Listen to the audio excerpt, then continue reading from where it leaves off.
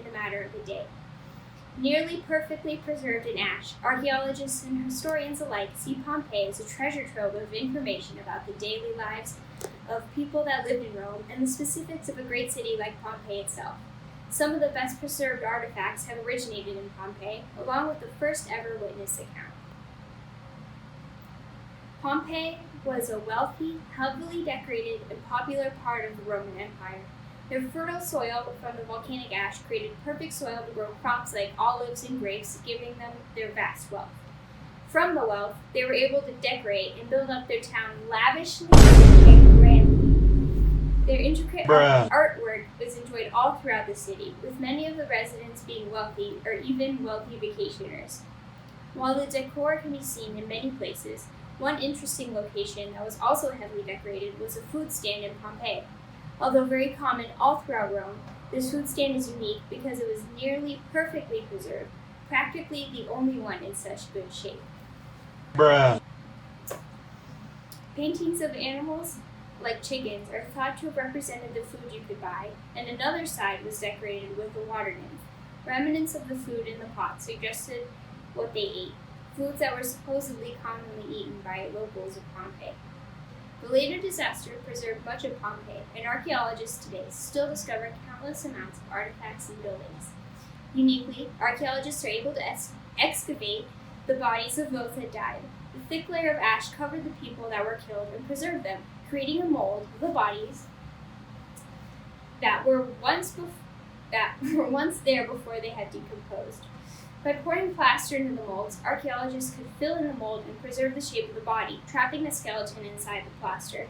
Not only could they get a near-perfectly preserved city with food, decorations, and buildings kept intact from the ash, but they could also recover the bodies and see them in their moments of death. All of this was a goldmine for archaeologists looking to uncover the ancient world. Pliny the Younger's description of the eruption of Mount Vesuvius was an account of the eruption from what he went through in a town close to Pompeii. His uncle, Pliny the Elder, would end up dying while trying to escape Pompeii, and the Younger would write about the havoc that was wrought in his town. He described the eruption and the people around him that saw the giant clouds of ash that headed towards them. The ash was said to have looked like a pine tree, one long trunk and spreading out from the top. His mother wanted Pliny to flee without her, but he insisted that she live with him. The buildings were shaking and people were terrified. Archaeologists have theorized that those who hid indoors more likely died of asphyxiation, while the people outside purely died of the heat from the volcano. Historians find this letter about the disaster invaluable. As the one and only written account of the disaster, historians were able to get the true reactions and emotions from the people. While it is easy to assume that what they did and felt, especially since they were able to preserve the molds of the people that died and see their facial expressions and reactions, nothing can be as certain as the writing of someone experiencing the event. Later, a historical narrative of the eruption was written by Cassius Dio. Cassius was a Roman historian and senator, and he went into great detail about the appearance of the mountain, the sky, and the eruption as it took place. There's the mountain.